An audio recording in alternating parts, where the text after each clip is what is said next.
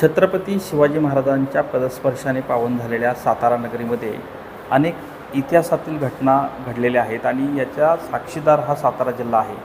खरं तर अनेक दुर्मिळ अशा वस्तू ज्या आहेत त्या आजही साताऱ्यात पाहायला मिळत आहेत. याचंच एक उत्तम उदाहरण म्हणजे साताऱ्यातील छत्रपती शिवाजी महाराज संग्रहालय.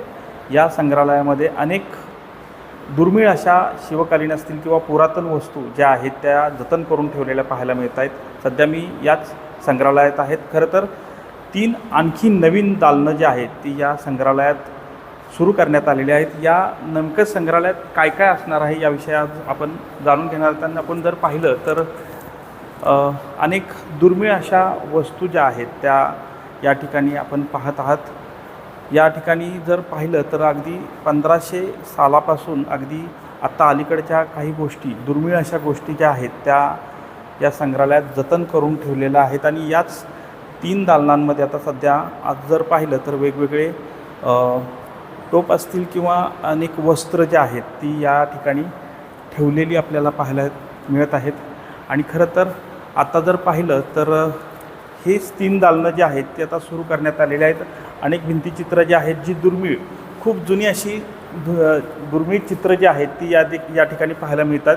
सध्या आपल्यासोबत या ठिकाणी बोलण्यासाठी प्रवीण शिंदे सर आहेत, या ठिकाणचे व्यवस्थापक आहेत. सर, ही जी दालनं आता सुरू करण्यात आलेली आहेत नेमकं काय याविषयी सांगाल तुम्ही? नुकतीच आम्ही वस्त्रदालन, संकीर्ण दालन आणि चित्रदालने सुरू केलेली आहेत. यामध्ये साधारण 200 ते 250 वर्षापूर्वीचे पुरातन वस्त्र, अंगरके, काही पगड्या या प्रदर्शित केल्या आहेत. त्याचप्रमाणे संकीर्ण दालनामध्ये निरनिराळ्या प्रकारची भांडी, खापराच्या वस्तू, किल्ल्याच्या दरवाजाचे कुलपे, त्याचप्रमाणे तत्कालीन बुद्धिबळ, वाद्य याचा समावेश केलेला आहे.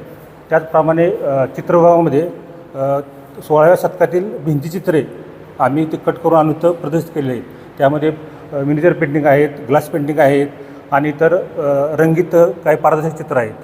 असे हे 3 दालने परिपूर्ण आम्ही प्रदर्शित केले आहेत. तरी मी याद्वारे शिवप्रेमींना आवाहन करू इच्छितो की आपण सदर दालने पाहण्याकरता संग्रहालयास भेट द्यावी.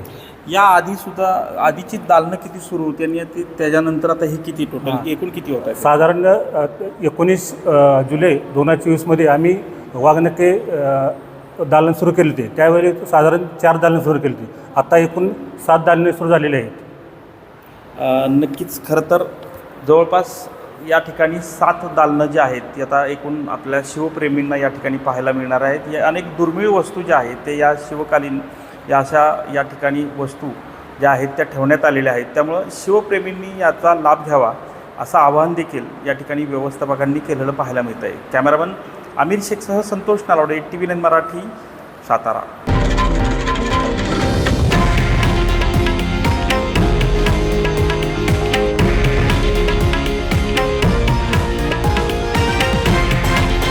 हे आहे देशातील नंबर 1 न्यूज नेटवर्क आणि आपण पाहत आहात TV9 मराठी, एकमेव.